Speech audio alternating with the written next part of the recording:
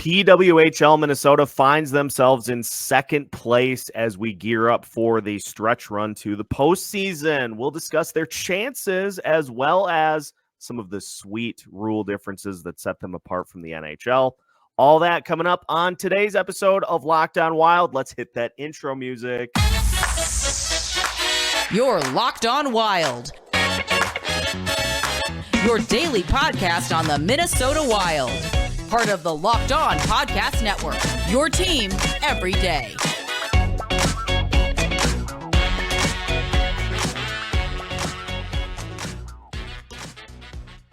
What is happening, everybody? Welcome into another edition of Locked On Wild, your daily Minnesota Wild podcast. Part of the Locked On Podcast Network, your team every day. Thank you, as always, for making Locked On Wild your first listen each and every day. Make sure you subscribe on YouTube and your favorite podcast platform so you don't miss out on any new episodes throughout the week. Today's episode of Locked On Wild is brought to you by FanDuel. Make every moment more. Right now, new customers get $200 in bonus bets with any winning $5 bet. That's $200 if your bet wins. Visit FanDuel.com/LockedOn to get started. On today's episode of Locked On Wild, we move to PWHL today to talk about how PWHL Minnesota has been doing in their inaugural season. We'll talk postseason. We'll talk those sweet rule tweaks that have led to some excitement with Alexis Pearson here today. My name is Seth Topal, your daily Minnesota Wild insider, credentialed Wild media member. And as mentioned, we are moving away from the Wild here for today. We're talking PWHL Minnesota with a good friend of mine, Alexis Pearson. Alexis, it is great to have you back on here to get us up to speed on the great things that have been going on with the PWHL. I can't wait to dive in. Well, first of all, to log on to my computer on this Friday morning and see your face, Seth, it was a real treat. So I'm excited to be back. It's nice to see you and excited to talk about some PWHL hockey. I'm so happy you told me that you've had some people reach out and say, we want some of this on the podcast. So that's what I'm here for today. I'm so happy that people are asking for it, and hopefully I can satisfy everybody's need today talking some PWHL hockey. That is my goal as host of this show, is if the people ask for something, I give it to them. So you're a giving host. You're the guy that everyone aims to be. that's just what I want to do to spread some cheer on this Friday. So exactly. Let's start, Alexis, because a lot of people may be familiar with, there is a strong tradition of women's hockey here in Minnesota. The Minnesota Whitecaps for the last several seasons obviously had some great years. And now we have the PWHL, which kind of encompassed some elements from that previous league and added some new ones in. So for those who maybe aren't 100% certain as to how we got to this point, just tell us a little bit about how kind of the PWHL came to be. Yeah, so it feels like a long time coming. I mean, I have covered the Women's Hockey League for, oh gosh, I'm going to age myself. 2018, 2019 was my first season covering the league, which at the time was the NWHL, National Women's Hockey League. It was Minnesota's first season as a team in that league. The league had been around for a few years, but Minnesota Whitecaps were newly entered into the league. They were an independent team before that, so they were playing like college teams and doing kind of stuff like that, but they were not part of an actual league. So that was their first season in the league. I was brought on as a broadcaster for that in that season.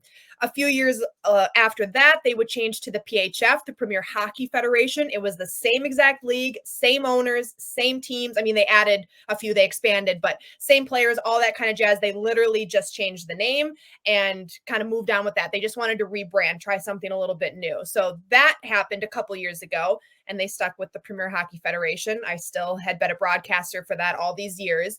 And then in the off season here, they did a totally different move than we've ever seen before. And I've seen the league change over the years. I've seen different commissioners come in. I've seen different things like that.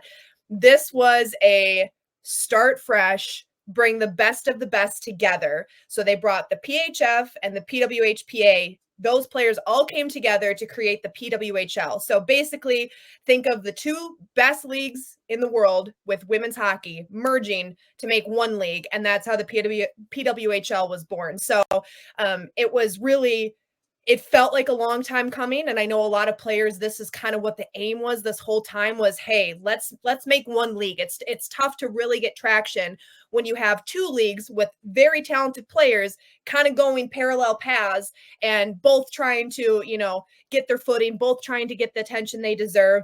And the people in charge of both these leagues felt the best way to go was to say, let's bring them together. And I agree that was the best way to go. And the players agree. Let's get some new, some new people backed behind this league, new people putting money into this league, some big names like Billie Jean King, all those kind of people saying, I'm going to throw my money at this. We're going to start fresh. We're going to start with new teams, new names, new coaches, new everything. And that's how things came to be. And this happened, I believe the news broke, I want to say in July. It has been a whirlwind of the last 8 months. So I'm going to probably get this timeline a little wrong, but it was, I think, July where things, the last league had wrapped up in April, and at least for the PHF. And then in July, I believe the news broke that the PHF was folding essentially. And then after that, news came out that, well, don't worry, it's not folding. We're just creating something new with it. So then the PWHL was born, and we started play on January 1st. So all in about 6 months, they threw this together, which I still cannot believe that it happened the way it did and that we are playing games on TV with fans in the stand. It's incredible to me how we got here. Well, and because I would imagine that, the league will kind of take the opportunity after this season is done to just assess where things are at. Mm-hmm. And at some point they're going to look to expand, to add more mm-hmm. teams into this, to really try to build off of this base that's been laid. And so how freaking cool is it to have Minnesota as one of the cornerstones for this league? And you see on opening night mm-hmm. at the XL Energy Center, you've got essentially a packed house to watch the PWHL get started. It's got to feel great to know that the roots of women's hockey here in Minnesota continue to be strong. And no matter what the league is, there's going to be support for it here to where you can say, all right, Minnesota, we're going to put a pillar down in your state, and you're going to be one of the foundational pieces of this. That day still is something that I'm like, I can't believe I was a part of that. It was just like one of those days in your career, and everybody in this career has had a day like that. Trust me, where whether it's the first day you got credentialed or the first big playoff game you saw or whatever it may be. Seth, I know you're nodding because you've also had these moments where you're like, man, is this really happening in front of me right now?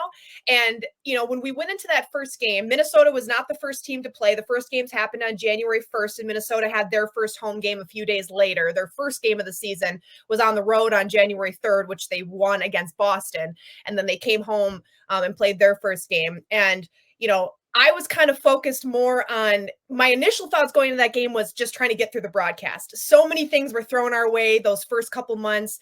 I found out I got the job in late or mid-December. So I had, just a few weeks to get ready, and everyone was in the same boat, right? Everything was happening so fast. So I was just like, just get through this broadcast without saying anything wrong, getting the names right, doing all of that. Let's just get through this in one piece. And so that was kind of my main focus.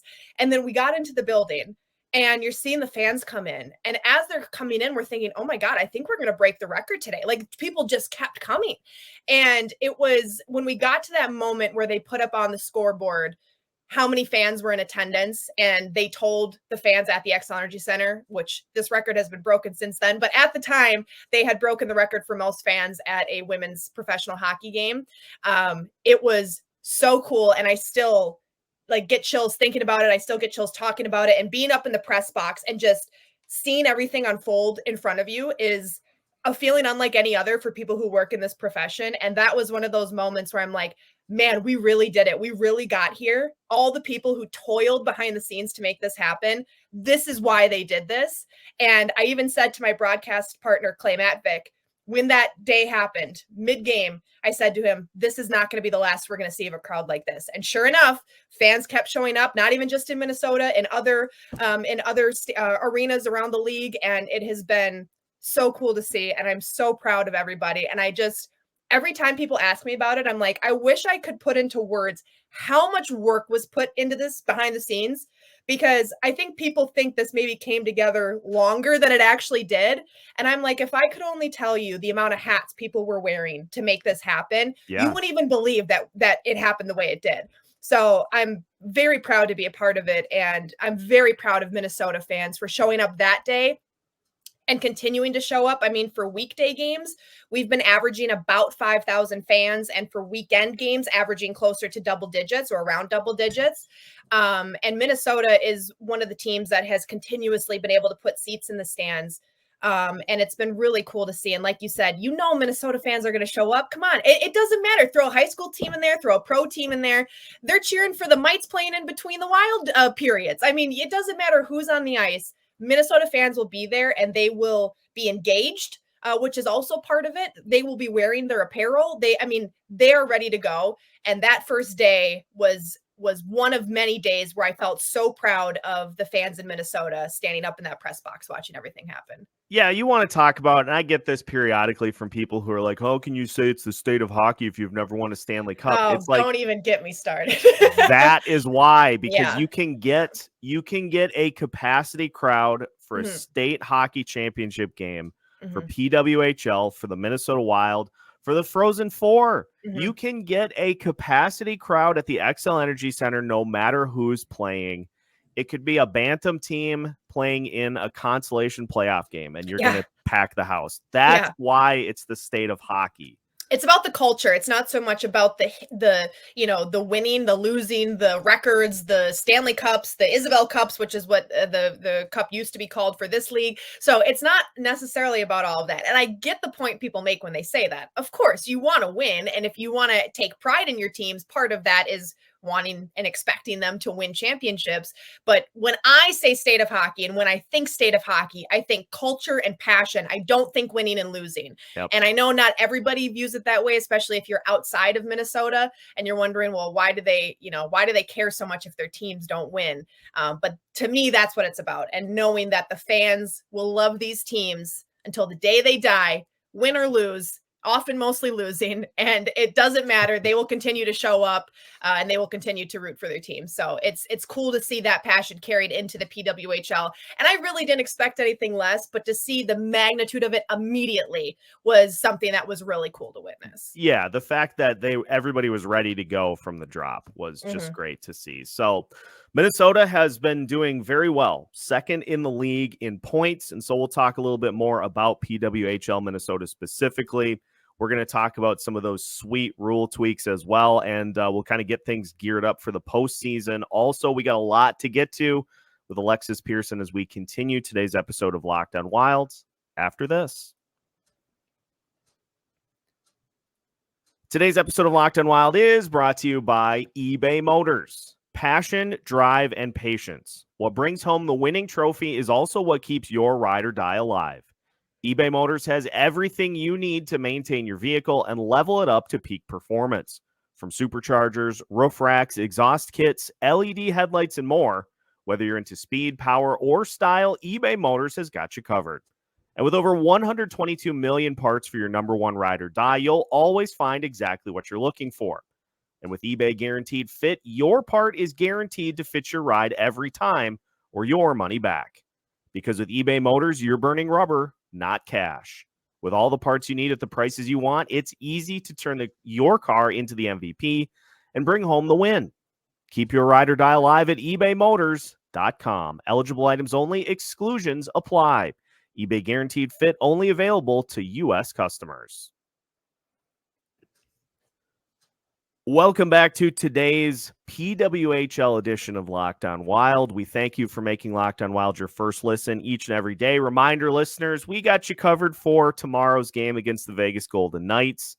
We'll have a full postcast for you, win, lose, or, well, actually, no, it would just be those two things. So we'll have you covered after the game, so make sure to check us out on YouTube. Alexis Pearson joining us here today. And Alexis, Minnesota sitting in second place with 35 points, just one back of Toronto in the standings. And I was looking at the league leaders for points and goals, and there are no shortage of Minnesota players that are up near the top of the list. And so Just talk to us a little bit about the player foundation that has been laid by this Minnesota team.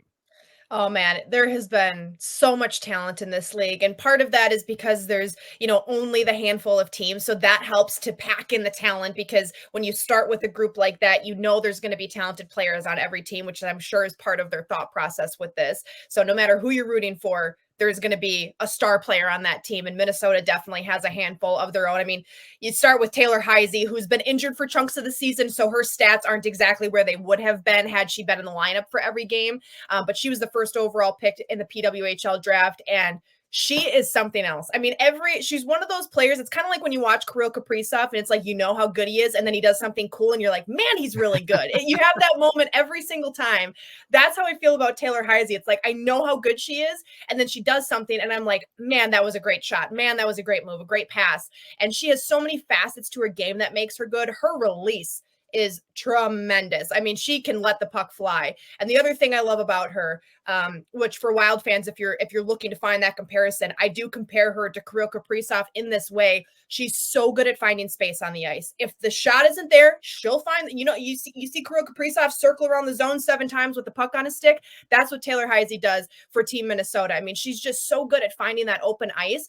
And she's so good at passing and shooting that it doesn't matter what the situation brings. She has the skill set to make it happen. If she doesn't have the shot, she'll find somebody who can take it.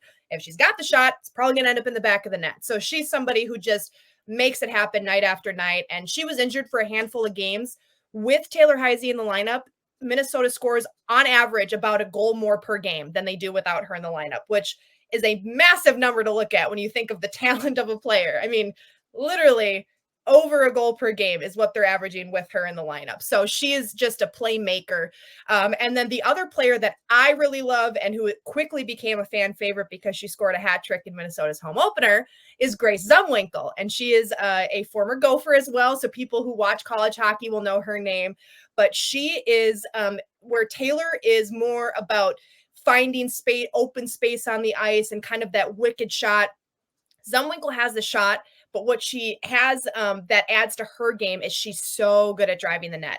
Grace Zumwinkle will put the shoulder down, blow past the defender, get to the crease, and get a shot off almost every time. So she's just so good. It's like if the space isn't there, the lane isn't there, she's going to take it anyway. She doesn't care if there's 1 defender, 2 defenders. If the goaltender's 6 feet tall, doesn't matter to her. She's going to get to the front of the net and get a good look off. So she's been great. And she's been really good in like shootout situations because of the release that she has on her shot. And she's just a great leader. And same goes with Taylor. I mean, I've talked about it a few times, but Taylor is a tremendous interview. And you don't always see that with star athletes in any sport, not just hockey, but just in general. Sometimes star athletes are a little bit more closed off. They don't have as much to say. And that's just the nature of sports. It's not a knock against star athletes, but that is kind of a trend you do see. Taylor Heisey is so open. She's so candid. She's honest. She elaborates. You don't have to pull it out of her. It's like you ask her a question, she goes for 30, 40 seconds with an answer. And so I feel like that's really nice to see, and not just selfishly as a broadcaster, but that's what fans want to see too. You want to see openness in your athletes. You want to see them being candid. You want to see them being honest, and you don't want those basic answers you get all the time when you ask athletes questions. So that's something that I really love about her. And then I'm just going to cap it off by saying the goaltenders in Minnesota, chef's kiss. They're good every time. Doesn't matter who's in between the pipes. We've seen Hensley and Rooney. And one of the other goaltenders we haven't seen in the lineup, but who is signed to Minnesota, is Amanda Levier, who fans will know from former iterations of the Women's Professional League here in Minnesota. So even their third string, who hasn't seen a second of playing time yet, she'll light it up too, if and when she gets a chance to. So the goaltending has been great and been really good, especially as of late with a couple shutouts within the last couple of weeks here. So a lot of talent. I could say something nice about every single player on the roster. I mean, that's how much talent there is in this league. Well, and the thing that I like too is, you look all the way up to the GM's box, and you've got a dare I say mythic figure in women's hockey, and Natalie Darwitz, who is running the show, and so she's obviously a figure in lore here in Minnesota, being one of us. And so, that's a great tie-in too, is that you've got somebody who knows what hockey means to this state that is running the show and is putting this team together. It's just a fantastic way to kind of tie it all together. Well, and you see the players on the ice, you see the coaches on the bench, you hear us broadcasters talking about them. It's not always that you see what the GM is doing and see what the GM is thinking. That's kind of something that's a little bit more behind the curtain for the average fan. You know the name, right? You know who the GM is, but you don't always know what their thought process is. It's not shared the same way that we talk to the coaches and we talk to the players. So to know that Natalie Darwitz, who everybody in Minnesota and beyond knows who that is. I mean, we played her highlights from college when we first interviewed her on the first broadcast we had her on. And she's like, oh, man, come on. But it's like Natalie Darwitz is a legend. I mean, she has done so much in the state of Minnesota for the sport of hockey. And, talking to her behind the scenes about her thought process with this team. And we just passed the trade deadline in the PWHL and talking to her ahead of that and what she's thinking for that. Minnesota's in such good hands. She is such a candid GM. She really understands the game from both the player level and beyond, which is what you want out of a GM. You want them to have that experience. And Natalie Darwitz has that experience. She has that legendary status. And she's one of those GMs that you just trust is going to do the right thing because they understand the sport so well. And that's how I feel with Darwitz, in that position for Minnesota. Yeah, in great hands, like you said. Top down. I'm a huge fan. I've had a chance to watch a few games this year because for the most part, the ladies have played on off nights when the Minnesota Wild have not been playing. So I've had a chance to watch a few games, and we're going to segue right into some of the tweaks that you see on the ice because Alexis, there are some things that the PWHL does that I think are brilliant. So we'll finish by discussing those as well as kind of taking a look at the upcoming playoffs. All that's coming up here on today's episode of Locked on Wild.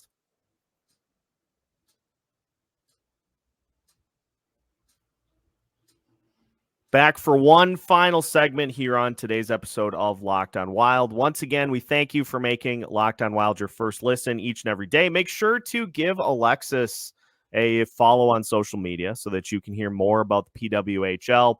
Or just tune in to see her in the broadcast booth. That's a great way as well. I've had a chance to catch a few broadcasts and nailing it. It's been fun.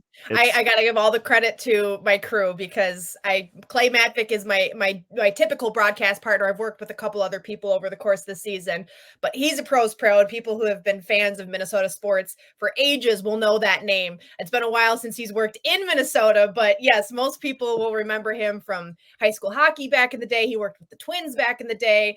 So he has done a lot here in Minnesota, and it's been nice to have him alongside me. And then our production crew is fantastic, top notch. They make our job easy. And I know you guys don't see that behind the scenes, but trust me, they keep us on track. They keep us on the rails. And it has been it's been a real blessing to be able to have such a good crew here in the first season. As somebody who does broadcast myself, albeit at the high school level, I just wish there was a way to quantify all the stuff that goes on behind the scenes. I explained to somebody the other day who I don't remember what we were talking about, but I said, in one ear, I hear my broadcast partner, myself, and the other ear, I hear my producer. And they were like, what do you mean? And they're like, they're talking at the same time. I was like, yes. And they were like, always? I was like, yes. Like, I didn't even think, it's just something you're so used to in this career that when you tell it to somebody else, they can't process hearing two voices on separate sides of their head at the same time and having to register that information at the same time. Live on air. So it's just, there's so many things behind the scenes that if you're not familiar with how this career works and how live TV works, once you do it or once you get that inside scoop, you have so much more appreciation for everything everybody does, even before we go live, after we go live, all the prep, all of the work. And it's just to have a good crew in live TV. Doesn't matter how good of a broadcaster you are. If you don't have a good crew behind you, it's going to be a nightmare. So, thank your camera operators, thank your producers, thank your directors, thank your audio people. They help make it happen. Yeah, and the funny thing too is they're vital because literally every broadcast team, and this is from the high school level up to the pros and beyond, uses a different setup. There is no single setup for every crew throughout sport, different formats, different equipment, different.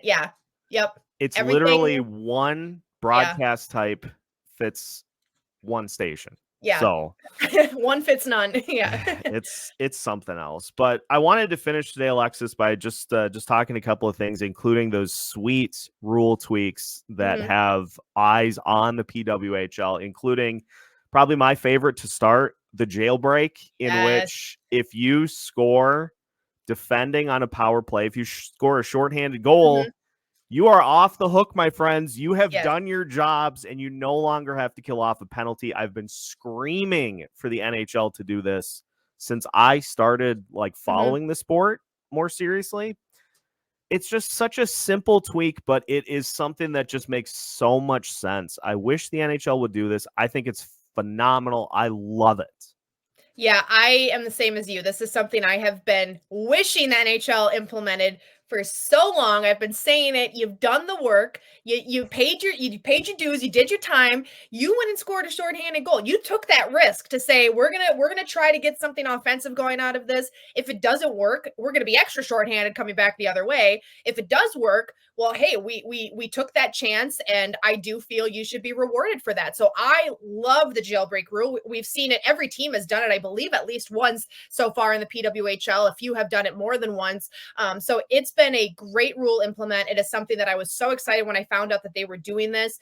And I wish every league did this. I think it's such a great thing. And the positive to it, you hear people all the time, more offense, more offense, more offense. Well, when you do something like this, you have a penalty killing unit who's more willing to take a risk, more willing to carry that puck up the ice, because now it's not just about killing off the penalty. It's about, hey, if we're down a goal late and we're killing a penalty, we need to score here instead of just trying to defend and then have 30 seconds after to pull our goalie and try to tie it up. So it changes the way you play the game, and it just lends itself to more offense naturally, which I think is a great thing. I don't think anyone's going to complain about more. I mean, I love goaltenders, but I'm not going to complain about more offense. So it's been something that I think is fantastic. I think the players have really liked it from what I've heard. So it is a great rule. And any league who's watching this, who wants to implement it into their rule book, I would love if you did.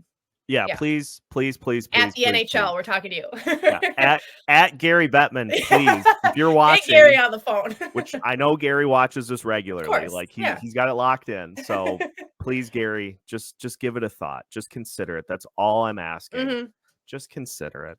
We just missed this GM's meeting, but maybe for next year that they can bring it up and make it happen. Just put it on the agenda. That's all. That's all we're asking. Yes. So we've got about a month of the season left. I know there was a little bit of a break in the schedule, but there's about a month left, and then we hit the postseason. I've heard rumblings that there are some potential interesting things going on in the postseason. So just talk us through that format and structure a little bit. So this is really interesting. If you thought the jailbreak rule was a cool implement, what they did with the postseason play is really unique. And we'll see how it all works out. And I have an interesting quote from Coach Ken Klee of Minnesota that I'll share with this story, because I thought it was really interesting, his take on this. But so something the PWHL wanted to do from the get-go was be unique. That was a main goal of theirs, was, priority one was get these teams on the ice, put a good product out there. And one of their additional priorities behind that was, how can we make this a little different than other leagues out there? How can we, make it more exciting, make it, something that the fans want to tune into, on top of just being able to watch this tremendous talent? What other unique twists can we add to this league? And so they did that with some of the rules, and they did it with the postseason play. And this is something I have never seen before at any level of play in any sport. I have not seen this. And I'm sure it's happened somewhere, but I haven't seen it in my lifetime. They made it where, so there's 6 teams in the league. Top 4 teams make the playoffs. That just goes based off of points, obviously. So top 4 teams make the playoffs. The first place team gets to pick their opponent for the first round of the playoffs between the 3rd and the 4th seeded team. The 2nd seeded team just takes whoever the first place team does not pick. That to me is one of the most unique things I have seen. And I think this is going to create some major rivalries, major chips on shoulders, major animosity come postseason, because imagine being that team that gets picked. Imagine being that team that gets counted out saying, well, I want them because I think we can beat them. Imagine being that team. Pretty insane in the best way possible. Yeah. Could you imagine in the Yeah. Eastern Conference playoffs, because every single team would be like, Toronto, want them, Yep. do it. Yep. Oh, this is. And that's the thing, like year one, we don't know what's going to happen, right? But once the league goes on for years, it's like, okay, you're going to see trends. You're going to see teams who come out as consistently good. You're going to see teams who come out as consistently bad, teams who can't win the playoffs, teams who, start hot and bad. So you're going to see trends come out, which is going to lend itself to these kind of decisions. And the league said they're going to reassess every rule, every implement they have after the season is done. They'll see how it goes and see if they want to carry it throughout the season. So who knows, maybe this is a one and done thing we're going to see. But if it's not, it's going to be really interesting to see how this plays out over the years. And even, imagine being that team that gets picked and then, whatever happens, you win or lose, you go into the next season already mad at that team that picked you, saying you counted us out. And maybe you were right. Maybe you were right this time, but it's not going to happen again. So I think this is a great way to kind of create those rivalries right off the bat. And we talked to Coach Ken Klee for Minnesota ahead of their game just the other day. And we were talking about the playoff formatting.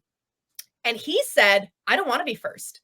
And I said, what do you mean? He goes, I don't want to finish in first place. He goes, I don't want to have to make that decision. I don't want to pick a team and them think, oh, well, they counted us out. They think they can beat us. Well, he goes, that's easy bulletin board material. He goes, right away, we're going on the bulletin board. Yeah. And I was like, oh, that's a really good point. Like, I kind of thought of it in that way, but not that deeply, where it's like, well, I don't want to be first at all.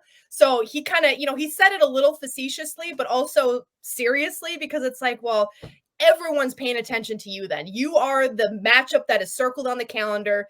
They picked this team. They think they can beat them. Let's see how this plays out. It's going to be 2 5-round playoff series, so the semifinals and the finals. So we'll see. I think it's really interesting. And then there's some unique stuff that happens with the draft order after the playoff matchups are all set up. So that kind of is a little unique as well. But yeah, and they have 24 hours to pick their opponent after everything is locked in for who makes the playoffs. So, and then the second place team gets whoever is left over. And let's just go down, fast forward a little bit, and let's say you get to say 8 teams and you do the full 1 through 8. Yep. Let's say the number 1 seed has a couple of games throughout the year where they struggle against that 8 seed, and you got to weigh, do we really go away from playing the 8? Right. Like, it starts to get really technical. You start crunching numbers. You start, there's certain teams who just have your number. That's how it goes in sports, right? There's certain teams that on paper you might be pretty evenly matched up, but for some reason you can't beat them, or you can't beat them on the road, or you can't beat them in the playoffs. So yeah, all of a sudden you're starting to look at this at a deeper level. And I think in sports, we just kind of accept whatever happens in the playoffs because that's what we're used to. We just say, well, whoever we draw, and we're going to have to beat them and a few other people along the way if we want to win a championship. So it is what it is. But this league gives you the chance to kind of curate your own destiny a little bit. So it's really interesting. And I'm excited to see how the postseason plays out, whether Minnesota finishes first and gets to make that pick or not. There's a lot of moving around that's still going to happen before the season is over. Each team has 5 games remaining when we come back from the break. So it's a lot of points on the line where things could get shifted around. So I have no idea who's going to end up in that top spot. But I don't envy having to make that decision at the end of the season. That's for sure. No, because my immediate thought would be, well, whichever way I go, I'm going to be wrong. Yeah, exactly. Yeah. I'm going to make the wrong choice. I mean, do you flip a coin? Well, and Coach Ken Klee said, he goes, I think if I'm in that position, I just pick the 4th team because that's who we would have been playing. Yep. That's what it would have been like under, quote unquote, normal playoff scenarios. And so I think that's a fair way to look at it as well. It's like, well, hey, let's just go with what would have happened. And then if we lose, it could be like, well, that's who we would have played anyway. So, what do you want me to do about it? And if you roll the dice and pick a different team who you think you can maybe beat instead, it's, I don't know. We'll see. It'll be fun. Time will tell. And as you mentioned, 5 games remaining before the postseason. So I've already decided on-air production meeting, we're going to have you back on. So I hope that's okay, because of course there's a lot of excitement around the PWHL and just happy to hear a little bit more about it and cheer the ladies on here as the regular season finishes up. So a blast today, Alexis. Thanks for joining us and best of luck the rest of the season. I hear Camus in the background, so yeah, I think someone just dropped one of my 1,000 packages at the front door. He's getting work, and my boyfriend said, he's like, "Do you want me to put him in the basement when you're on your call, because in case he barks?" I was like, "Nah, he'll be fine." I overestimated my dog. Yeah, he can make an appearance. Alexis, thanks for the time. We'll have you back on here as we get closer to the postseason. But listeners, make sure to follow the PWHL here down the stretch as we gear up for more women's hockey here in Minnesota. Listeners, we've got you covered for tomorrow's game against Vegas, so make sure to tune in then. Make sure to hit the like button on this video and subscribe so you don't miss out on any Minnesota hockey updates here on Locked On Wild. We got new episodes every Monday through Friday as part of the Locked On Podcast Network.